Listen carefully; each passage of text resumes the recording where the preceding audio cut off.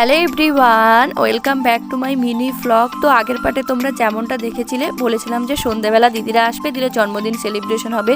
দিদি এসে গেছে, এসে গিয়ে সোজা ও রান্নাঘরে চলে গিয়েছে। মা এতক্ষণ রান্নাঘরেই ছিল, আর বাবা এদিকে মাংসটা রেডি করে দিচ্ছে, আর আমি একদিকে আনাজ কেটে মাকে হেল্প করে দিচ্ছি। তো মা রান্নাবান্না সেরে নেওয়ার পর এখানটায় আমি সমস্ত জোগাড় করে নিয়েছি। এবারে কেক কাটিং করব। তো দিদি প্রথমেই বললো যে আগে তুই কেক কাটিংটা করে নে, তারপর সবাই একটু আশীর্বাদ করবে। আমি তো ভাবতেই পারিনি যে এবছর জন্মদিনটা বাবা মার কাছে এসে সেলিব্রেশন করতে পারবো। আর ছোট থেকে দিদির জন্মদিনটা করা হয় না, সবসময় আমারই জন্মদিন হয়। তো পরপর এখানটায় মা বাবা দিদি সবাই আশীর্বাদ সেরে নিচ্ছে, আর দিদিকেও আশীর্বাদ করছে। এই প্রথমবার দিদি আমার সঙ্গে বসেছে কেক কাটিংয়ের সময়। মার বাবার কাছে তো সন্তানরা সবাই সমান হয়, তো ওর কখনো জন্মদিন হয় না, তাই ওরও ভীষণ ভালো লাগছিল। মা বাবা সবাই ওকে আমাকে দুজনকে আশীর্বাদ করছে, সঙ্গে আমার ভাগনাও বসে গিয়েছে। আর ওরও জন্মদিন হয় ভাগনার, তবু ও এরকম যখনই জামাই ষষ্ঠী হয় বা কারোর জন্মদিন হয় ও বলবে আমাকেও করো।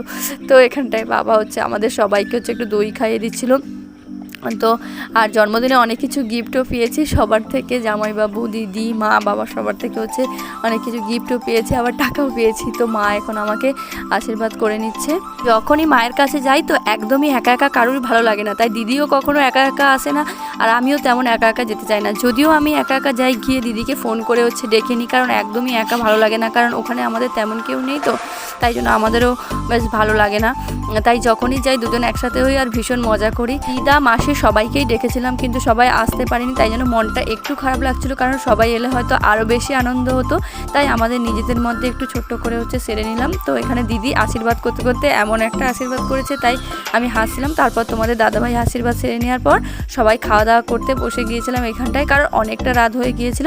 তো আমার জন্মদিনের ভিডিওটা তোমাদের কেমন লাগলো কমেন্ট করে জানিও। যদি ভিডিওটি ভালো লাগে থাকে তাহলে আমার চ্যানেলটি সাবস্ক্রাইব করে পাশে থেকেও। দেখা হচ্ছে নেক্সট ভিডিওতে। Thanks for watching.